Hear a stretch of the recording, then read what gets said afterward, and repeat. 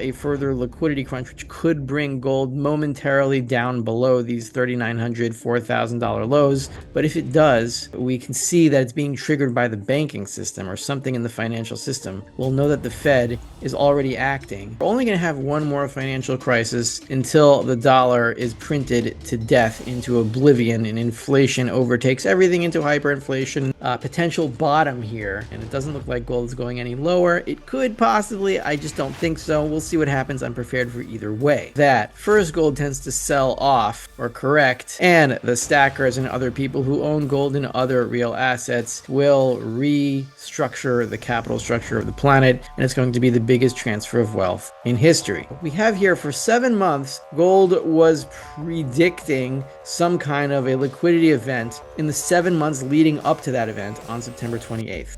Gold only crashed for about 11 trading days during that liquidity crunch. So if we can bifurcate this, right, this is the gold correction leading up to the crunch. Well, I've been saying that I think gold is around an intermediate bottom or some sort of bottom over here, having corrected about 30% from the top of about $5,600 an ounce on January 29th, 2026, I believe it was.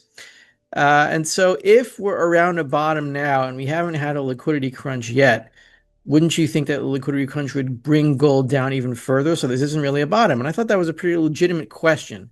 So in order to answer that, I'm going to divide. I'm going to bifurcate correction and liquidity crunch into two. And you might think that's unfair, but once we go into the history of how liquidity crunches affect gold, you'll see that first, gold tends to sell off or correct a little bit, and then the liquidity crunch brings it down just a little bit farther, but very, very quickly. So what I see happening is some kind of a banking crisis, some kind of a financial panic, could be triggered by some kind of energy war in the Middle East, or the destruction of energy infrastructure among the Gulf states by a giant war that's probably already happening right now as we speak. Who knows if it'll be followed through with the destruction that I'm hinting at here. But it could be something else. It could be any number of things. None of us know. But my basic theory on the endgame investor is that we're only going to have one more financial crisis until the dollar is printed to death into oblivion and inflation overtakes everything into hyperinflation. And then once that happens, everything that is attached to the dollar, including all of its derivatives, including Bitcoin and all cryptocurrencies, those go to near zero value and all of purchasing power. The last two major liquidity crises followed months of weakening before panic finally arrived, and that sequence deserves attention. Rafi Farber notes that today's correction resembles previous setups more than many investors realize. The overlooked distinction is that corrections often exhaust sellers before forced liquidation briefly appears. Investors focused only on price may miss the transition from fear-driven selling to policy-driven intervention. Next, Rafi Farber reveals why liquidity panics historically lasted far less time than most investors expected. All of liquidity goes back into gold and silver where it was originally. All the stuff still exists, just the purchasing power shifts, and the stackers and other people who own gold and other real assets will restructure the capital structure of the planet, and it's going to be the biggest transfer of wealth in history. So with these slides, we're going to go into the liquidity crunches of the past in 2008 and 2020 to show you how it's plausible that gold could bottom here, and I think it will. Could be wrong about that. I don't know anything for sure, but we have a 30% correction so far, and it looks like selling pressure has abated and we've run out of sellers at these prices. And now a liquidity crunch could still be ahead, and it could bring down gold a little bit further than it has already come.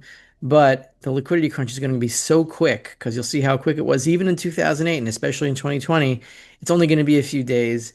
And once it happens, we'll know that the next printing round is actually happening or around the corner or very, very soon afterwards. And that should print the dollar into oblivion and trigger the endgame that we've all been waiting for.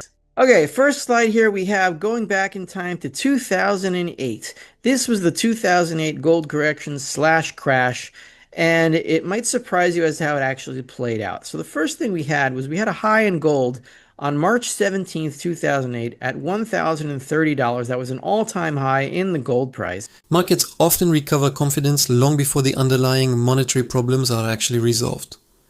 According to Rafi Farber, the 2008 and 2020 liquidity events demonstrate how quickly panic can reverse once intervention begins.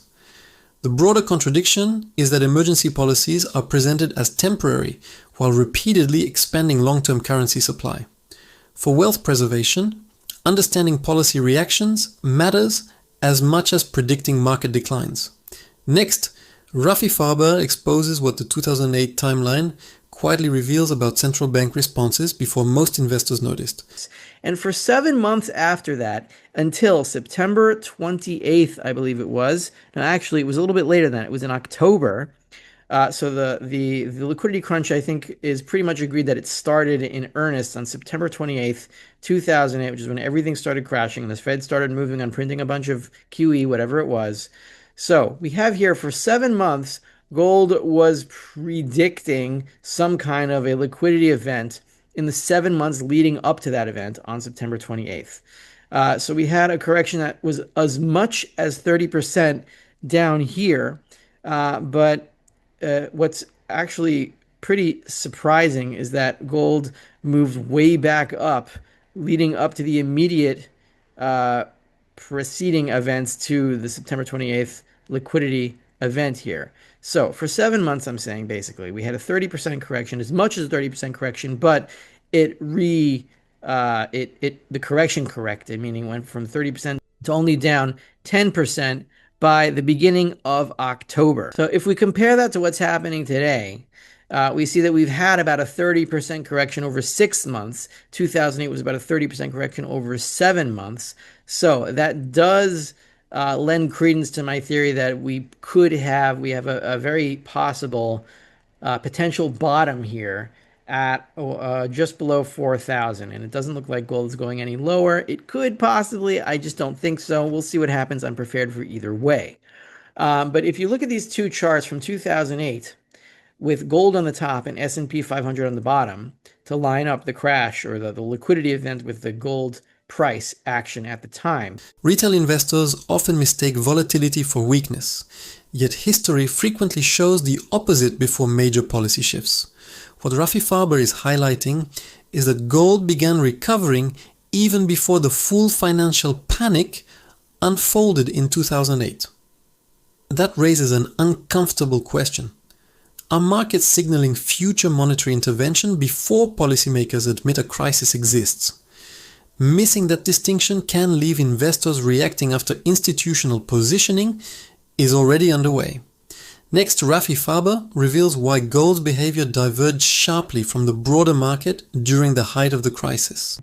You can see here that here we have in this box the liquidity event, basically. This was late September when the S&P and all other assets basically just completely crashed. And you see here that leading up to that event, gold went up from about $740 to about 920. Gold had very much recovered, not completely, but going down only to a 10% correction from a 30% correction down here. During the actual crunch, you can see here this is the September 28th, going to the November 21st intermediate bottom here, at least in the S&P, right? You can see here the S&P going down here from about 1200 to about 750 or 850 or whatever it was. It was a very scary time. But gold only crashed for about 11 trading days. If you count these candles, which I did manually, it's about 11 trading days from the high here to the bottom in gold at $680 on October 31st. So this, I think, is October 10th. This is October 31st. That adds up to 11 trading days. It's 3 weeks, but it's only 11 trading days. And during that time, we had an intermediate bottom here in the S&P, but the liquidity crunch kept going until about March 6th, 2009, which is the bottom at 666 in the S&P 500. And during that time, gold surged way back up, almost old highs at above 1,000 over here.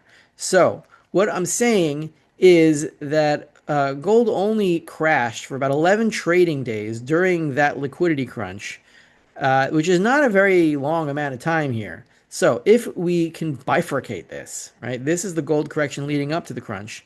And here we can say is the bottom. 11 trading days separated panic selling from a powerful reversal. Yet that detail is rarely emphasized in mainstream market retrospectives. Rafi Farber's argument suggests institutions respond faster to liquidity injections than public narratives acknowledge. While headlines focused on collapsing equities, monetary expectations quietly began repricing precious metals almost immediately. Investors watching only fear-driven news risk overlooking where capital starts moving first. Next, Rafi Farber exposes why the second phase of the crisis told a completely different story than the first. And here is the crunch bottom, which is a little bit lower, yes, but it's very, very ephemeral, very temporary. It doesn't last a long time. Now, if we look at what happened after the crunch, when asset prices continued to fall, the S&P and all other asset prices continued to fall into March 2009, gold had recovered almost all of its losses during the second act of that crunch, or really, it's like 9/10 of the crunch. Because here's the very, very beginning, the first 11 trading days, and here's the rest of it going into March. And during that time, gold had recovered. So crunches only affect gold for just a very short amount of time until the Fed acts. And once the Fed acts, gold is first to move. That's the point. So we compare this to 2020 during the March 2020 liquidity crunch, which was brought upon by our genius health providers or health sirens, I don't know, idiots, whatever you want to call them, geniuses. I don't know if there's much of a difference between idiot and genius these days.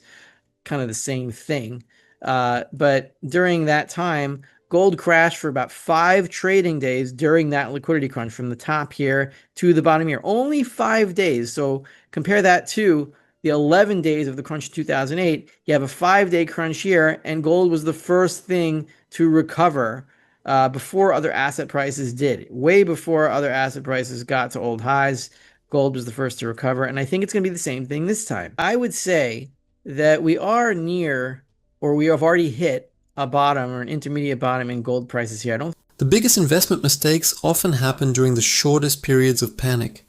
This is where Rafi Farber's thesis shifts from predicting prices to examining how policy responses reshape markets. Historical liquidity events suggest forced selling can be brief while monetary expansion lasts for years afterward. Investors protecting purchasing power should pay attention to policy direction, not just temporary volatility.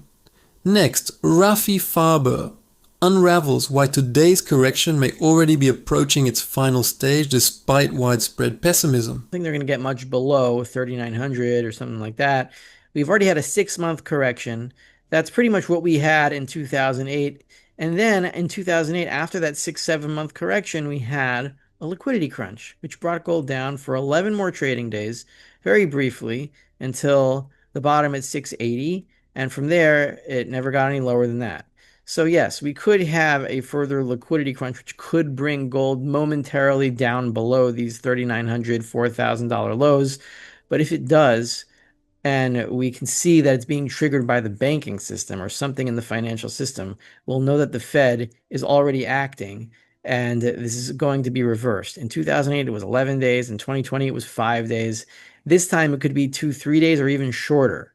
So I wouldn't fear the final liquidity crunch. It's going to be very fast because the Fed is already has its fingers on the money printing triggers. They know exactly what to do. They're going to start buying assets like never before, and that should be the end of the dollar. You don't want to be chasing gold while the dollar is hours away from oblivion. You want to have it now.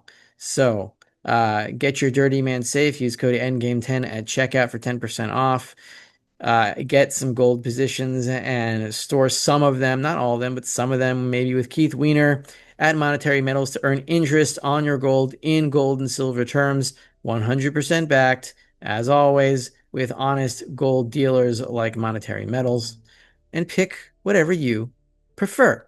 If liquidity stress erupts again, the window to react may be measured in days rather than months.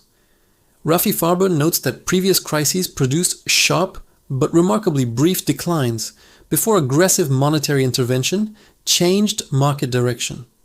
Whether that exact pattern repeats is uncertain, but policymakers have consistently responded rapidly to systemic stress. Investors should prepare before volatility arrives instead of chasing markets afterward.